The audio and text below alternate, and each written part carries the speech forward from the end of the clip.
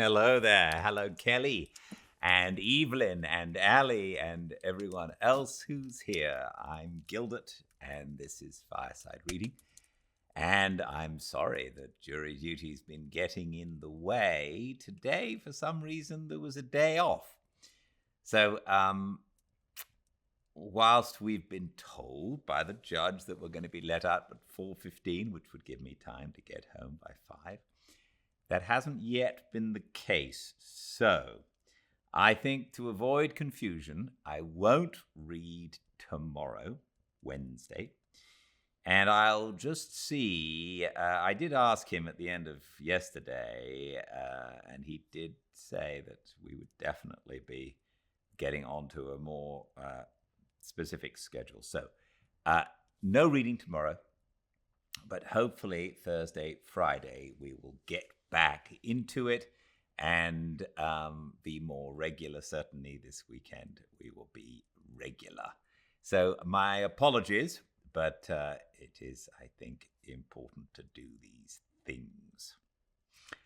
Every day when I'm not doing jury service or other things, I sit in front of the fire and read a chapter or two of a book. We've been reading several wonderful books since the start of the lockdown, and we're still doing it. And now we're in the middle of The Woman in White, a classic book by Wilkie Collins that I'd never read before. And I really am enjoying it. It's great fun. We're talking in the middle of the second epoch of the book. That's what he calls it. We're talking about Count Fosco, who is Sir Percival Glyde's very particular friend. And Mariam Holcomb has just met him, and while she doesn't want to be, it seems that she's a little bit mesmerized by him. We shall continue and see what happens. Welcome to a fireside reading of The Woman in White by Wilkie Collins. Reading 28. It absolutely startles me, now he is in my mind, to find how plainly I see him. How much more plainly than I see Sir Percival, or Mr. Fairley, or Walter Hartwright, or any other absent person of whom I think, with the one exception of Laura herself. I can hear his voice as if he was speaking at this moment. I know what his conversation was yesterday as well as if I was hearing it now. How am I to describe him? There are peculiarities in his personal appearance, his habits, and his amusements, which I should blame in the boldest terms, or ridicule in the most merciless manner, if I had seen them in another man. What is it that makes me unable to blame them or to ridicule them in him? For example, he is immensely fat. Before this time, I have always especially disliked corpulent humanity. I have always maintained that the popular notion of connecting excessive grossness of size and excessive good humor as inseparable allies was equivalent to declaring either that no people but amiable people ever get fat, or that the accidental addition of so many pounds of flesh has a directly favorable influence over the disposition of the person on whose body they accumulate. I have invariably combated both these absurd assertions by quoting examples of fat people who were as mean, vicious, and cruel as the leanest and the worst of their neighbours. I have asked whether Henry VIII was an amiable character, whether Pope Alexander VI was a good man, whether Mr. Murderer and Mrs. Murderess Manning were not both unusually stout people, whether hired nurses, proverbially as cruel a set of women as are to be found in all England, were not, for the most part, also as fat a set of women as are to be found in all England, And so on through dozens of other examples, modern and ancient, native and foreign, high and low.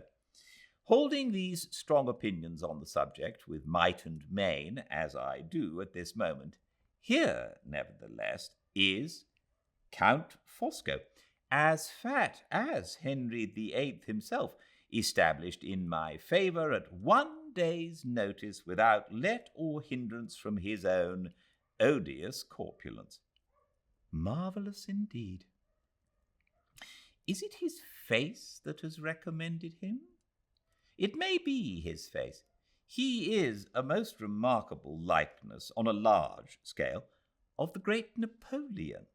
His features have Napoleon's magnificent regularity. His expression recalls the grandly calm, immovable power of the great soldier's face. This striking resemblance certainly impressed me to begin with, but there is something in him besides the resemblance which has impressed me more. I think the influence I am now trying to find is in his eyes. They are the most unfathomable grey eyes I ever saw, and they have at times a cold, clear, beautiful, irresistible glitter in them which forces me to look at him, and yet causes me sensations, when I do look, which I would rather not feel. Other parts of his face and head have their strange peculiarities. His complexion, for example, has a singular sallow fairness, so much at variance with the dark brown hair of his head that I suspect the hair of being a wig, and his face, closely shaven all over, is smoother and freer from all marks and wrinkles than mine, though, according to Sir Percival's account of him, he is close on 60 years of age. But these are not the prominent personal characteristics which distinguish him, to my mind, from all the other men I have ever seen. The marked peculiarity which singles him out from the rank and file of humanity lies entirely, so far as I can tell at present, in the extraordinary expression and extraordinary power of his eyes. His manner and his command of our language may also have assisted him in some degree to establish himself in my good opinion.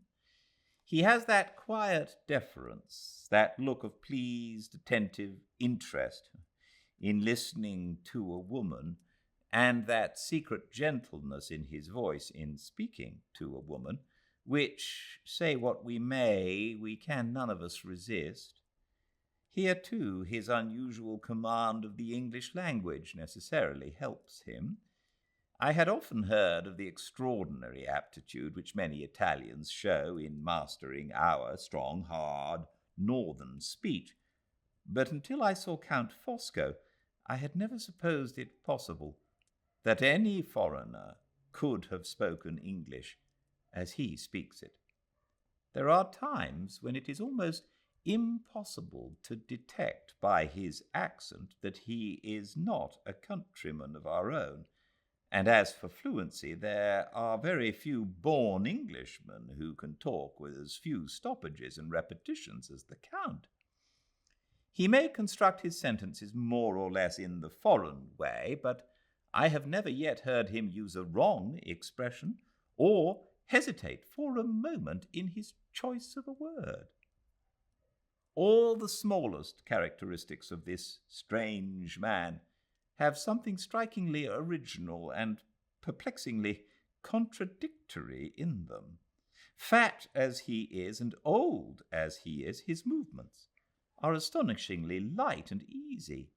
He is as noiseless in a room as any of us women, and more than that, with all his look of unmistakable mental firmness and power, he is as nervously sensitive as the weakest of us. He starts at chance noises as inveterately as Laura herself.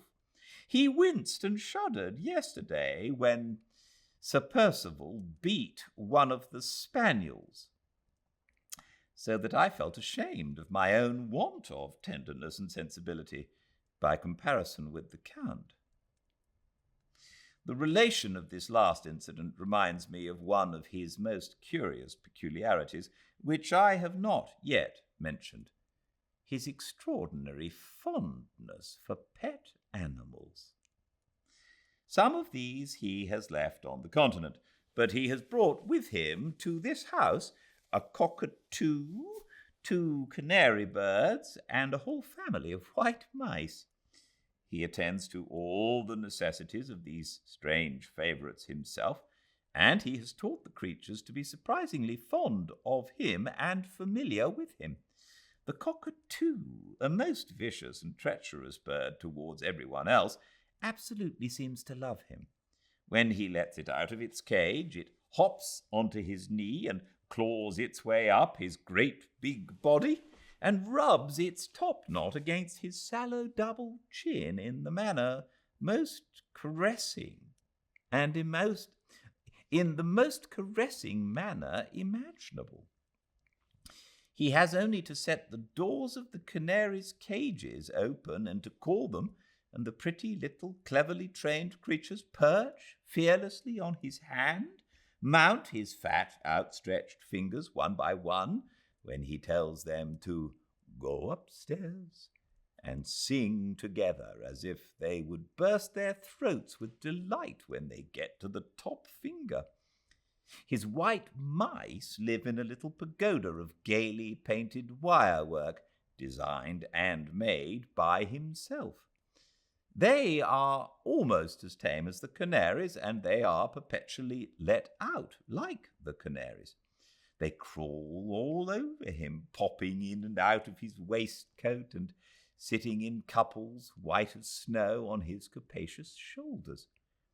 He seems to be even fonder of his mice than of his other pets, smiles at them and kisses them and calls them by all sorts of endearing names. If it be possible to suppose that an Englishman with any taste for such childish interests and amusements as these, that Englishman would certainly feel rather ashamed of them and would be anxious to apologize for them in the company of grown-up people, but the Count apparently sees nothing ridiculous in the amazing contrast between his colossal self and his frail little pets. He would blandly kiss his white mice and twitter to his canary birds amid an assembly of English fox hunters, and would only pity them as barbarians when they were all laughing their loudest at him. It seems hardly credible while I'm writing it down, but it is certainly true that this same man, who has all the fondness of an old maid for his cockatoo, and all the small dexterities of an organ boy in managing his white mice, can talk, when anything happens to rouse him, with a daring independence of thought, a knowledge of books in every language, and an experience of society in half the capitals of Europe, which would make him the prominent personage of any assembly in the civilized world. This trainer of canary birds, this architect of a pagoda for white mice, is, as Sir Percival himself has told me, one of the first experimental chemists living, and has discovered, among other wonderful inventions, a means of petrifying the body after death so as to preserve it as hard as marble to the end of time. This fat, indolent, elderly man, whose nerves are so finely strung that he starts at chance noises and winces when he sees a house spaniel getting a whipping, went into the stable yard on the morning after his arrival and put his hand on the head of a chained bloodhound, a beast so savage that the very groom who feeds him keeps out of his reach. His wife and I were present, and I shall not forget the scene that was followed, short as it was. "Mind that dog, sir," said the groom. "He flies at everybody." "He does that, my friend," replied the Count quietly, "because everybody is afraid of him. Let us see if he flies at me." And he laid his plump yellow-white fingers, on which the canary birds had been perching 10 minutes before, upon the formidable brute's head, and looked him straight in the eyes. "You big dogs are all cowards," he said, addressing the animal contemptuously, with his face and the dog's within an inch of each other. "You would kill a poor cat, you infernal coward. You would fly at a starving beggar, you infernal coward. Anything that you can surprise unawares, anything that is afraid of your big body and your wicked white teeth and your slobbering, bloodthirsty mouth, is the thing you like to fly at. You could throttle me at this moment, you mean, miserable bully, and you daren't so much as look me in the face, because I'm not afraid of you. Will you think better of it and try your teeth in my fat neck? Bah, not you." He turned away, laughing at the astonishment of the men in the yard, and the dog crept back meekly to his kennel. "Ah, my nice waistcoat," he said, pathetically. "I am sorry I came here. Some of that brute's slobber has got on my pretty clean waistcoat." Those words express another of his incomprehensible oddities. He is as fond of fine clothes as the veriest fool in existence, and has appeared in 4 magnificent waistcoats already, all of light, garish colours, and all immensely large, even for him, in the 2 days of his residence at Blackwater Park. His tact and cleverness in small things are quite as noticeable as the singular inconsistencies in his character, and the childish triviality of his ordinary tastes and pursuits. I can see already that he means to live on excellent terms with all of us during the period of his sojourn in this place. He has evidently discovered that Laura secretly dislikes him. She confessed as much to me when I pressed her on the subject. But he has also found out that she is extravagantly fond of flowers. Whenever she wants a nosegay, he has got one to give her, gathered and arranged by himself, and greatly to my amusement, he is always cunningly provided with a duplicate composed of exactly the same flowers grouped in exactly the same way to appease his icily jealous wife before she can so much as think herself aggrieved. His management of the Countess, in public, is a sight to see. He bows to her habitually. He addresses her as "my angel." He carries his canaries to pay her little visits on his fingers and to sing to her. He kisses her hand when she gives him his cigarettes. He presents her with sugar plums in return, which he puts into her mouth playfully from a box in his pocket. The rod of iron with which he rules her never appears in company. It is a private rod, and is always kept upstairs. His method of recommending himself to me is entirely different. He flatters my vanity by talking to me as seriously and sensibly as if I was a man. Yes, I can find him out when I am away from him. I know he flatters my vanity when I think of him up here in my own room, and yet, when I go downstairs and get into his company again, he will blind me again, and I shall be flattered again, just as if I had never found him out at all. He can manage me as he manages his wife and Laura, as he managed the bloodhound in the stable yard, as he manages Sir Percival himself every hour in the day. My good Percival, how I like your rough English humour. My good Percival, how I enjoy your solid English sense. He puts the rudest remarks Sir Percival can make on his effeminate tastes and amusements quietly away from him in that manner, always calling the baronet by his Christian name, smiling at him with the calmest superiority, patting him on the shoulder and bearing with him benignantly, as a good-humoured father bears with a wayward son. The interest which I really cannot help feeling in this strangely original man has led me to question Sir Percival about his past life. Sir Percival either knows little or will tell me little about it. He and the Count first met many years ago at Rome, under the dangerous circumstances to which I've alluded elsewhere. Since that time they have been perpetually together in London, in Paris, and in Vienna, but never in Italy again, the Count having, oddly enough, not crossed the frontiers of his native country for years past. Perhaps he has been made the victim of some political persecution. At all events, he seems to be patriotically anxious not to lose sight of any of his own countrymen who may happen to be in England. On the evening of his arrival, he asked how far we were from the nearest town and whether we knew of any Italian gentlemen who might happen to be settled there.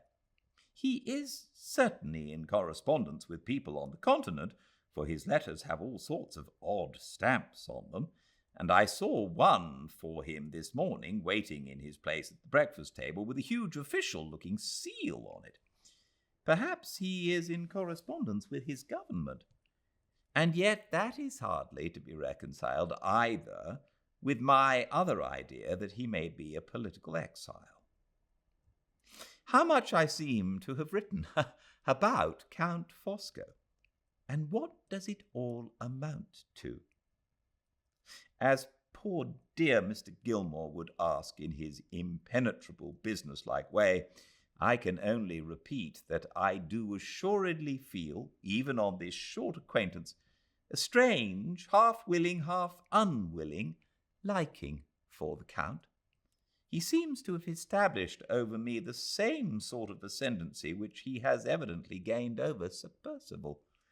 Free and even rude as he may occasionally be in his manner towards his fat friend, Sir Percival is nevertheless afraid, as I can plainly see, of giving any serious offence to the Count. I wonder whether I am afraid too. I certainly never saw a man in all my experience whom I should be so sorry to have for an enemy. Is this because I like him, or because I am afraid of him? Chissà, as Count Fosco might say in his own language. Who knows? June the 16th. Something to chronicle today besides my own ideas and impressions. A visitor has arrived, quite unknown to Laura and to me, and apparently quite unexpected by Sir Percival. We were all at lunch in the room with the new French windows that open into the veranda, and the Count, who devours pastry as I have never yet seen it devoured by any human beings but girls at boarding schools, had just amused us by asking gravely for his fourth tart when the servant entered to announce the visitor. "Mr. Merriman has just come, Sir Percival, and wishes to see you immediately." Sir Percival started and looked at the man with an expression of angry alarm.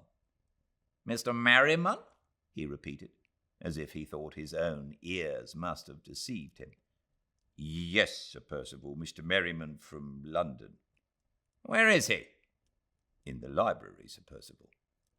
He left the table the instant the last answer was given, and hurried out of the room without saying a word to any of us. "Who is Mr. Merriman?" asked Laura, appealing to me. "I have not the least idea," was all I could say in reply. The Count had finished his fourth tart, and had gone to a side table to look after his vicious cockatoo. He turned round to us with the bird perched on his shoulder. "Mr. Merriman is Sir Percival's solicitor," he said quietly. "Sir Percival's solicitor?" It was a perfectly straightforward answer to Laura's question, and yet, under the circumstances, it was not satisfactory. If Mr. Merriman had been specially sent for by his client, there would have been nothing very wonderful in his leaving town to obey the summons. But when a lawyer travels from London to Hampshire without being sent for, and when his arrival at a gentleman's house seriously startles the gentleman himself, it may be safely taken for granted that the legal visitor is the bearer of some very important and very unexpected news. News which may be either very good or very bad, but which cannot, in either case, be of the common everyday kind. Laura and I sat silent at the table for a quarter of an hour or more, wondering uneasily what had happened and waiting for the chance of Sir Percival's speedy return. There were no signs of his return, and we rose to leave the room. The Count, attentive as usual, advanced from the corner in which he had been feeding his cockatoo, with the bird still perched on his shoulder, and opened the door for us. Laura and Madame Fosco went out first. Just as I was on the point of following them, he made a sign with his hand and spoke to me before I passed him, in the oddest manner. "Yes," he said quietly, answering the unexpressed idea at that moment in my mind, as if I had plainly confided it to him in so many words. "Yes, Miss Holcomb, something has happened." I was on the point of answering, "I never said so," but the vicious cockatoo ruffled his clipped wings and gave a screech that set all my nerves on edge in an instant, and made me only too glad to get out of the room. I joined Laura at the foot of the stairs. The thought in her mind was the same as the thought in mine, which Count Fosco had surprised, and when she spoke, her words were almost the echo of his. She, too, said to me secretly that she was afraid something had happened.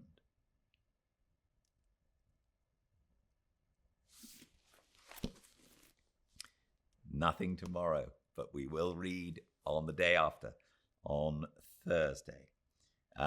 Do keep your eyes peeled, however, on my stories, so that in case I can't make it, I'll send something from the courthouse and let you know.